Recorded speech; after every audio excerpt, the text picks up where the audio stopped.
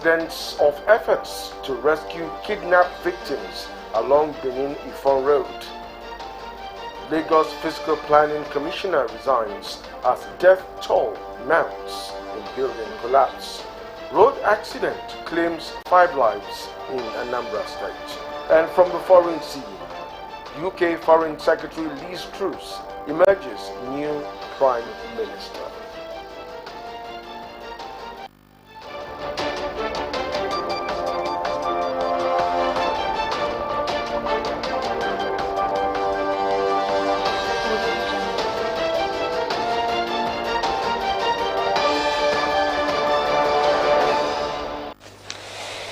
Good evening and welcome to the news at 7. I am Akinwumi Abodunde. Residents of Ondo State have been reassured of the commitment of the Akeredolu administration to further strengthen the security architecture of the state.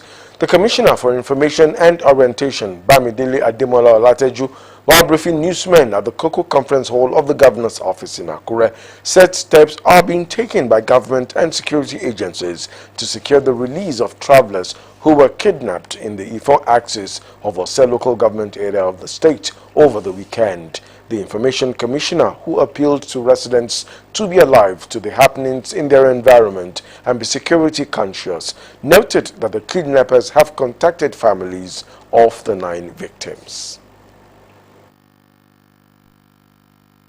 They went for a burial at Ewato town in Isham province of Edo State. One of the buses, a 32-seater coaster bus, hired from the Fortifiwa Polytechnic, was attacked by suspected kidnappers. The vehicle was ransacked. The people were searched. They were dispossessed of their valuables. As assailants, the suspected kidnappers shot into the air. They selected 18 of the passengers and marched them into the bush. Some of those that were left behind immediately put a call to the Amateku Corps. The Amateku patrol men pursued the kidnappers. They got to the scene within 15 minutes. Among those who scampered into the bush, the Amateku people went inside the bushes and were beckoning on them, please come out. This is Amateku, come out. This is Amateku. 7 of them were found. Of the 11 that were kidnapped, while they were going, marching them into the bush, 2 of them escaped.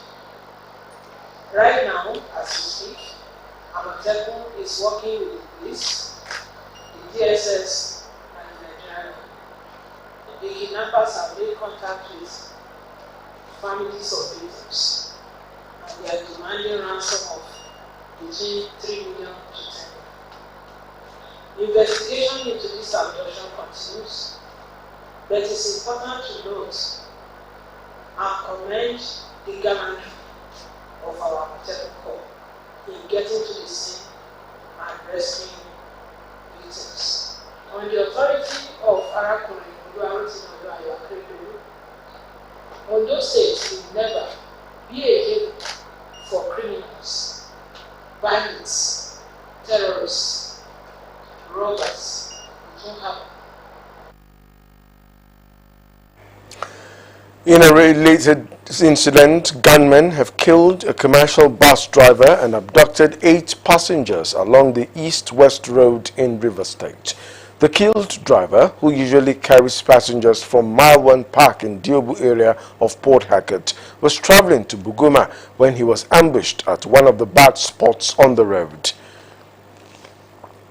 Enraged by the frequent attacks along the axis, drivers plying the route have staged a protest calling on relevant security agents to rise to the occasion.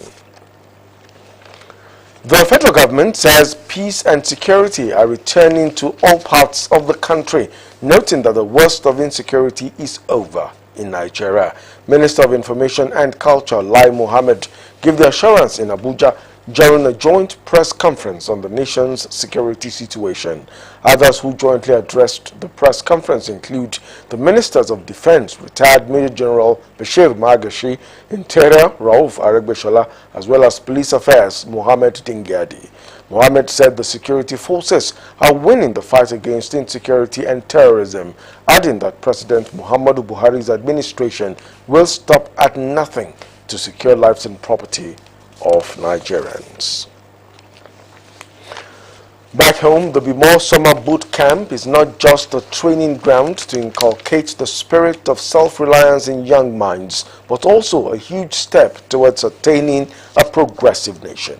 Ondo State Governor Oluwarotimi Akerendolu, who spoke at the closing ceremony of the 2-week intensive drilling of youngsters, noted that the exposure of children to ICT and other scientific knowledge is the way forward for the Nigeria of everybody's dream. Government House correspondent Timileyin Falade reports that the closing ceremony for the 2022 edition was held at the auditorium of the Federal University of Technology, Akure, Futa.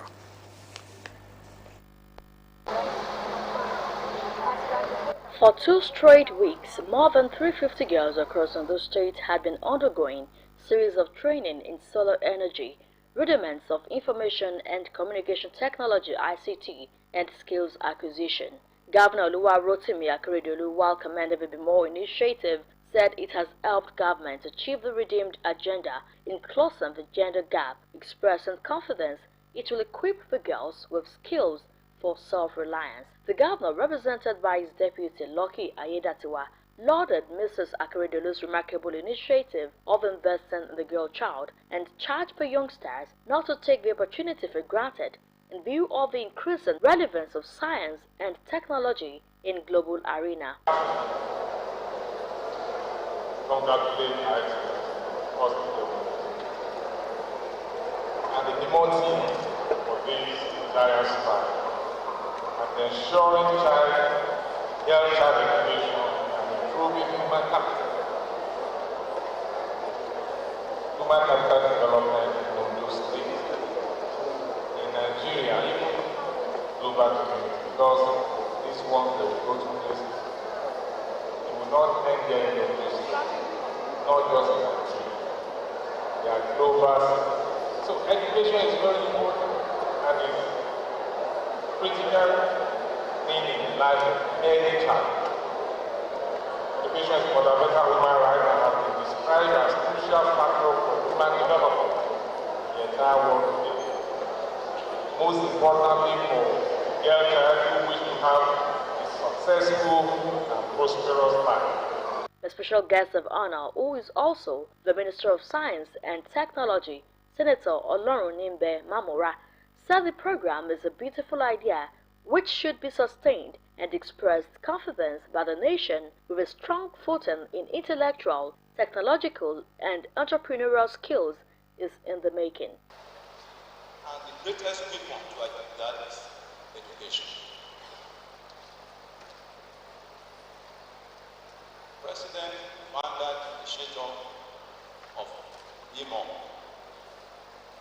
mentioned solar tech, mentioned ICT, mentioned a number of other things. All these are still in the realm of STEM education.